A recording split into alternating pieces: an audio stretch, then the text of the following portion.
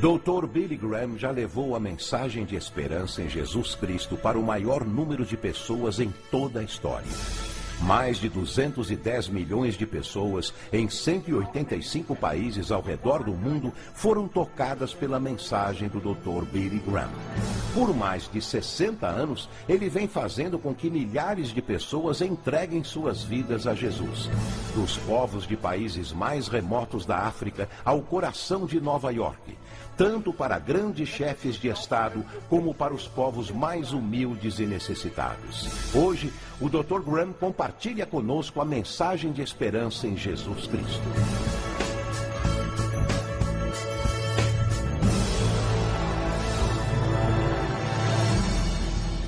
Há alguns anos atrás, 2 filmes britânicos receberam o Oscar da Academia de melhor filme do seu respectivo ano. E ambos foram a respeito de 2 homens.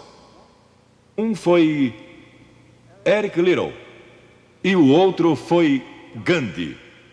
Ambos tiveram a força e a coragem, quando sob pressão, de dizer não a si mesmos, de exercer autodisciplina. Quero tomar como meu texto de hoje 1 Coríntios, capítulo 10. Começando com o versículo 12. Aquele, pois, que pensa estar em pé, veja que não caia. Não vos sobreveio tentação. Ouçam isto. Não vos sobreveio tentação que não fosse humana. Todo ser humano enfrenta tentações no decorrer de sua vida. Mas Deus é fiel e não permitirá que sejais tentados além das vossas forças. Pelo contrário, juntamente com a tentação, vos proverá livramento, de sorte que a possais suportar. Deus proveu escape, se você conhece a Cristo. Bom, aqueles 2 filmes tiveram um tremendo impacto sobre o mundo. O de 1982 foi Carruagens de Fogo, a história de Eric Liddell. Um jovem que disse não a si mesmo e sim a Cristo. Ele surpreendeu o mundo quando se recusou a correr num domingo nas Olimpíadas de Paris de 1924. E vocês todos sabem que ele disse não até mesmo ao príncipe de Gales, que lhe pediu que corresse, porque ele era o homem mais rápido do mundo nos 100 metros. Mas ele disse não, porque ia ser num domingo e era contra suas convicções bíblicas escocesas. E recentemente foi comemorado o 60º aniversário da grande vitória de Eric Liddell nas Olimpíadas, porque ele correu nos 400 metros, em que ninguém achava que teria chance, e venceu. E fizeram esse grande filme a respeito da sua vida. E o que muita gente não sabe é que a vida de Eric Liddell não se limitou àquela vitória, porque depois que se formou na Universidade de Edimburgo, quando partiu, a estação estava lotada de colegas e professores cantando "Saudai o nome de Jesus", porque Eric Liddell foi para a China como missionário. Foi capturado pelos japoneses durante a guerra e morreu num campo de concentração japonês. Mas naquele campo, ele trouxe alegria e coragem a todos os prisioneiros, pois pregou para eles e cantou para eles, ministrando as suas almas. E ouvi dizer que estão preparando um outro filme, mostrando sua vida ali, porque ele teve coragem de dizer não. O mundo ouviu falar dele, porque ele disse não àqueles que tentaram fazer com que abandonasse as suas convicções cristãs pessoais. E eu penso em William Booth, há pouco mais de 100 anos atrás, que fundou o Exército da Salvação. Ele se converteu, tornou-se um vigário, um pastor, e foi para as favelas de Londres, para as zonas da luz vermelha. Pregou entre a gente pobre, formou um pequeno grupo chamado Banda Aleluia, e ia às esquinas, e ia também às prisões. E alguns dos líderes religiosos da época não gostaram daquilo. E assim ele foi chamado diante de uma conferência de líderes religiosos. E disseram: William Booth, você vai pregar onde nós o mandarmos. Senão, será excomungado. Ali estava ele, diante daquela vasta assembleia de pastores.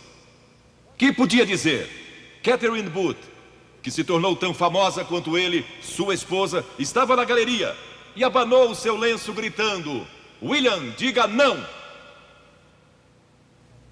E William obedeceu sua esposa e disse não, e assim nasceu o exército da salvação.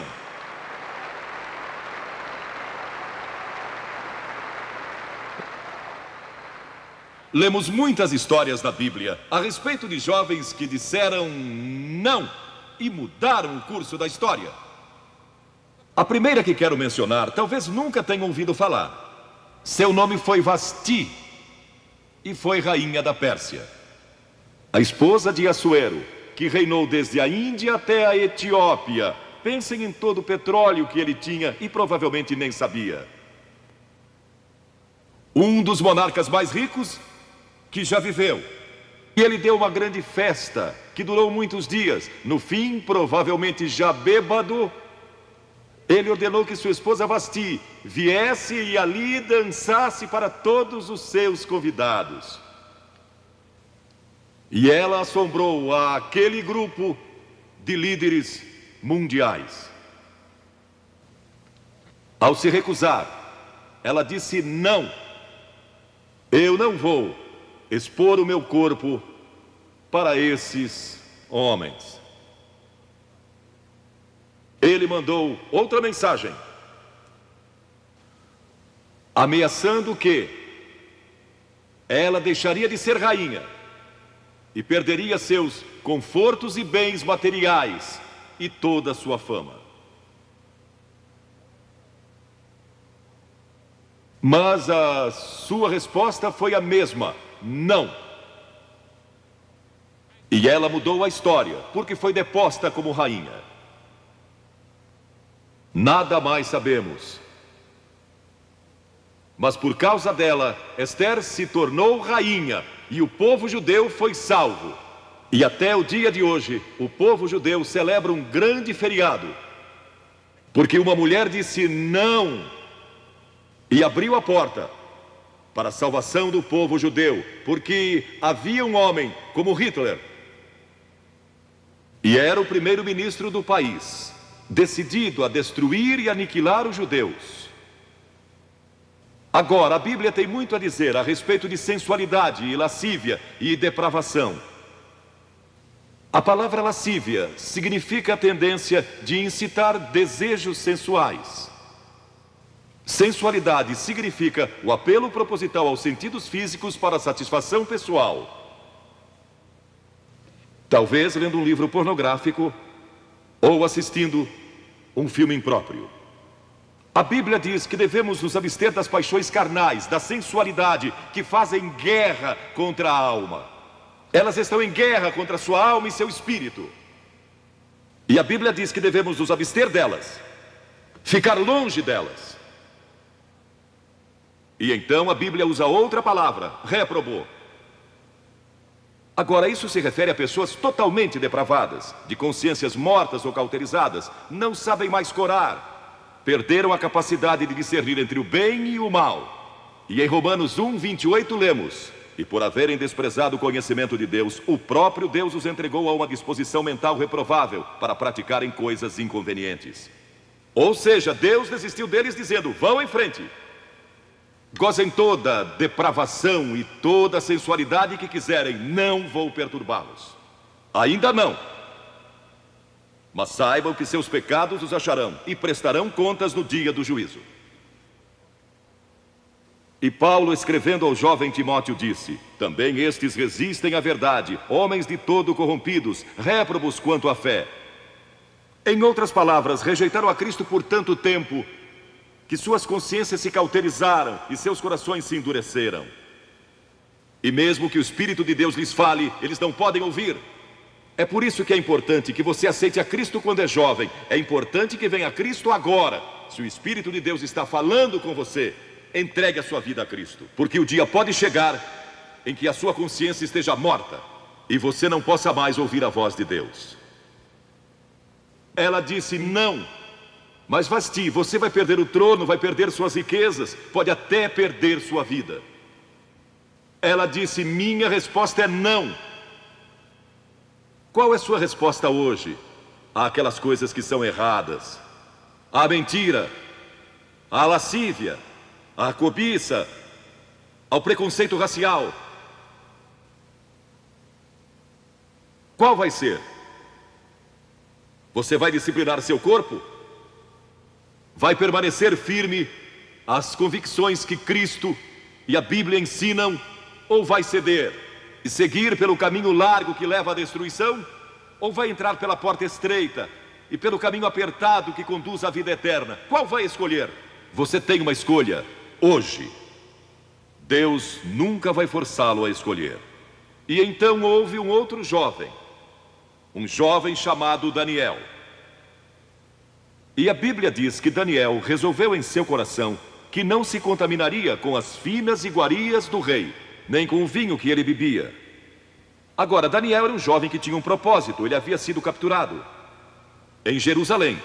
Quando o exército de Nabucodonosor invadiu a cidade, ele foi capturado e levado através de milhares e milhares de quilômetros à Babilônia, a quase 3.000 quilômetros de sua própria terra, sem aviões nem automóveis. Eram semanas de viagem. Mas ele estava resolvido a servir a Deus, e não devia ter mais de 12 ou 15 anos de idade. E Nabucodonosor, o grande rei, levara cativos de Jerusalém para a Babilônia, e ordenou que aqueles jovens, em quem não havia defeito, de boa aparência, instruídos em toda a sabedoria, fossem ensinados em sua corte, para que ele pudesse usá-los. Ele queria usar aqueles jovens judeus, porque sabia que eles tinham um dom especial. E durante o período de treinamento, mandou que lhes dessem os melhores vinhos e as mais finas iguarias, e todos os confortos disponíveis na corte de Nabucodonosor. Mas Daniel disse: não, não quero o vinho do rei, e não quero as iguarias do rei. Quero dormir no chão, não numa cama de penas. Quero viver uma vida simples e também disciplinada. Que diferença dos que mal podem esperar pelo dia em que possam sair de casa e se divertir. Mas não Daniel. Daniel estava longe de casa e ninguém saberia se ele fizesse algumas dessas coisas. Ninguém saberia se ele tivesse uma namorada e dormisse com ela, ou se embebedasse com o melhor vinho do rei.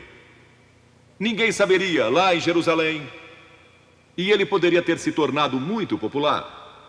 Mas esse primeiro não, quando jovem, preparou-o para o grande não, quando era primeiro-ministro da Babilônia, e foi lançado na cova dos leões, porque não abandonou sua fé em Deus.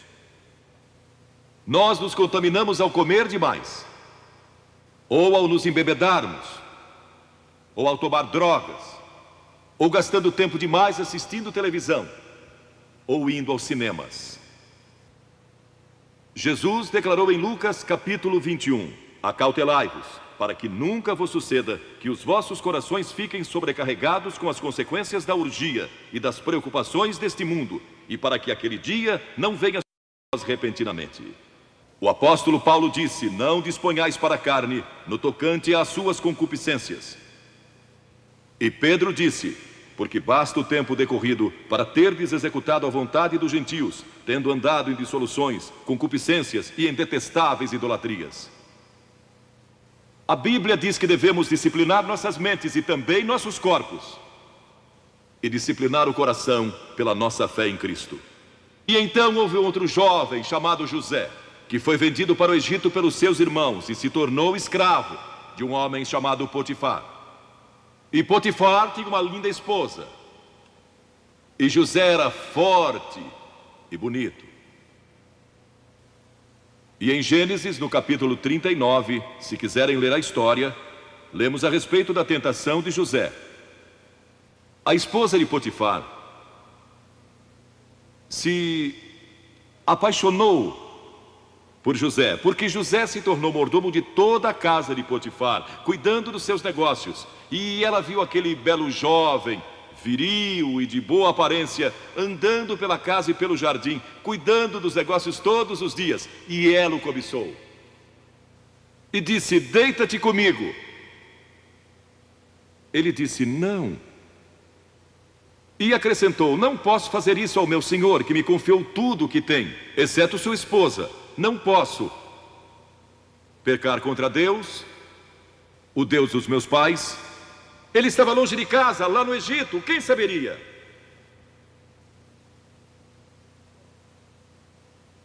Mas disse não. E quando disse não, na última vez, ela o agarrou e ele fugiu dela, deixando sua capa. E ela começou a gritar, chamando os servos e dizendo: ele tentou me violentar. O que não era verdade. Mas Potifar acreditou e mandou que ele fosse lançado na prisão. E muitos de vocês sabem a história, que ele foi para a prisão. E através de uma série de circunstâncias, ele depois se tornou primeiro-ministro de todo o Egito. E governou o Egito sob o faraó. Deus o guardou e o promoveu. Porque José teve a coragem de dizer não quando foi tentado. Agora, sexo não é pecado. O sexo nos foi dado por Deus para a propagação da raça humana e para nosso prazer, dentro de certos limites que Deus estabeleceu para o matrimônio. As características de um cristão são autocontrole e autodisciplina. E Paulo, escrevendo a Timóteo, disse: conserva-te a ti mesmo puro. Mas como você pode se conservar puro num mundo como este? Como pode se manter puro olhando para as bancas de jornais ou assistindo a alguns filmes? Como pode se manter puro com as tentações que enfrenta todo dia? Não pode. De modo algum.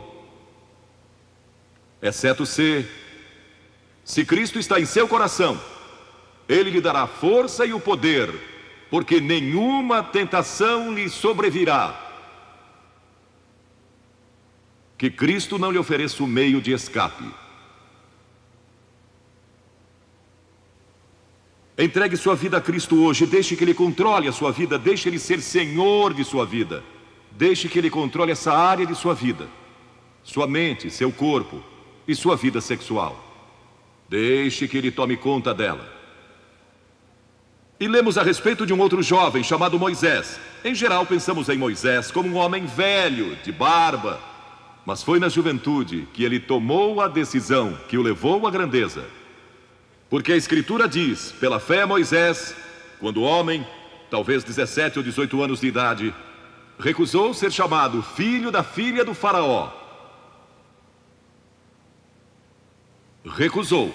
Ele fez uma escolha, preferindo ser maltratado junto com o povo de Deus, a usufruir prazeres transitórios do pecado. Agora, observe que ele estava no Egito. Era filho da filha de Faraó, herdeiro do trono do Egito. E talvez seria o próximo faraó. Mas ele fez uma escolha, porque sabia que seu povo, o povo de Israel, era escravo dos egípcios. E ele teve que tomar uma decisão no auge da sua glória. E no auge de tudo o que lhe foi oferecido. E ele disse não a Faraó. Não vou ser seu filho, prefiro sofrer e morrer com o meu povo e servir o Deus vivo e verdadeiro. E foi exatamente o que ele fez. E conhecemos Moisés hoje como um dos grandes homens da história. Ele rejeitou os prazeres transitórios do pecado. E há uma diferença entre prazeres e alegria. Quem ama os prazeres empobrecerá, diz a Bíblia. E ela cita um homem que disse: entreguei meu coração à loucura e aos seus prazeres, mas tudo isso é correr atrás do vento. Quem vive em prazeres está morto, embora viva, amando os prazeres mais do que a Deus. A Bíblia diz que há pessoas que amam aos prazeres mais do que amam a Deus. É o seu caso? Você ama a Deus mais do que ama prazeres pecaminosos? Não falo de esportes e todas essas coisas maravilhosas que temos. Falo de prazeres pecaminosos. Mas a alegria é produzida pelo Espírito Santo. E há centenas de passagens que falam dessa alegria. Você pode ter alegria mesmo quando não tem prazer, porque a alegria é profunda. O anjo disse aos pastores naquela grande noite: não temais, pois vos trago boa nova de grande alegria, que o será para todo o povo. E mesmo no sofrimento, quando você recebe a Cristo, Deus não remove o sofrimento. Ele não remove todos os problemas e as dificuldades da sua vida. Não faz isso. Ele não promete, se você está desempregado, conseguir um emprego amanhã se você aceitar a Cristo hoje à noite. Ele promete que lhe dará graça e força e alegria em qualquer situação. Bem-aventurados sois quando os homens vos odiarem e quando vos expulsarem da sua companhia, vos injuriarem e rejeitarem o vosso nome como indigno, por causa do Filho do Homem. Regozijai-vos naquele dia e exultai. Ele disse: quando vierem a mim e tiverem problemas e tribulações e as pessoas odiarem vocês, ele disse: exultai, porque grande é o vosso galardão lá no céu, pois dessa forma procederam seus pais com os profetas. Todos que viverem piedosamente em Cristo serão perseguidos, a Bíblia diz. Ainda haverá sofrimento. Jesus disse: quem não tomar a sua cruz e negar-se a si mesmo, não pode ser meu discípulo. Moisés escolheu a alegria de seguir a Deus, em vez da vida de prazeres no Egito. O que você está seguindo? Qual é a sua escolha nesta hora? E então o último é Jesus. Jesus foi tentado em todas as coisas à nossa semelhança, mas sem nenhum pecado. Quer dizer que Jesus foi tentado a mentir? Sim. Que Jesus foi tentado a cobiçar? Sim. Que ele foi tentado a adulterar? Sim. Que Jesus foi tentado a roubar? Sim. Ele foi tentado em todas as coisas, como nós, mas sem pecado. Como ele teve vitória sobre a tentação? A Bíblia nos diz, no capítulo 4 de Mateus, e em muitos outros textos, mas vou falar só deste. O diabo veio a ele quando ele estava faminto e sedento e disse: se és o Filho de Deus, manda que estas pedras se tornem em pães. Observem que ele tentou colocar dúvidas na mente de Jesus quanto à sua identidade. Agora, Jesus era o Filho de Deus, nascido de uma virgem, Filho de Deus, que foi ressuscitado dos mortos pelo poder de Deus e está vivo hoje. Mas o diabo pôs dúvidas em sua mente. Ele estava fraco e cansado e faminto, um ser humano. Ele não enfrentou o diabo como Filho de Deus, enfrentou-o como homem. E ele sempre respondeu citando as Escrituras. É por isso que você deve decorar as Escrituras. Nem só de pão viverá o homem, mas de toda a palavra que procede da boca de Deus. Jesus disse que há uma coisa que é mais importante que a comida, e sexo, e coisas materiais. É sua vida espiritual. E então ele disse: se tu és o Filho de Deus, atira-te abaixo, porque está escrito: aos seus anjos ordenará a teu respeito que te guardem, para não tropeçares. E Jesus de novo respondeu: está escrito, não tentarás o Senhor teu Deus. E então o diabo levou a um alto monte e lhe mostrou todo o futuro do mundo, todos os reinos que ainda estavam por vir. E lhe disse: se dobrares o teu joelho e me adorares, eu te darei todos os reinos do mundo e sua glória. Jesus não argumentou se ele podia fazer isso. O diabo pode dar-lhe qualquer coisa. Alguns de vocês estão vendendo as suas almas por nada, coisas sem valor. A Jesus ele ofereceu o mundo todo, mas ele sabia que a cruz estava esperando por ele, e o único meio de salvação para o mundo era a cruz. Se tivesse obedecido o diabo, nós nunca teríamos tido a oportunidade de sermos salvos e perdoados. Jesus teria tomado um atalho e nós estaríamos perdidos. Mas Jesus disse: está escrito, ou melhor, começou dizendo: retira-te, Satanás, porque está escrito: ao Senhor teu Deus adorarás e só a Ele darás culto. E assim o diabo o deixou, e anjos vieram e o serviram. Observe como Jesus enfrentou o diabo ao ser tentado. Primeiro, ele citou as Escrituras. Segundo, ele estava cheio do Espírito Santo. E terceiro, estava na vontade de Deus. Você está disposto a dizer não às tentações do diabo? Está? Pense nisso.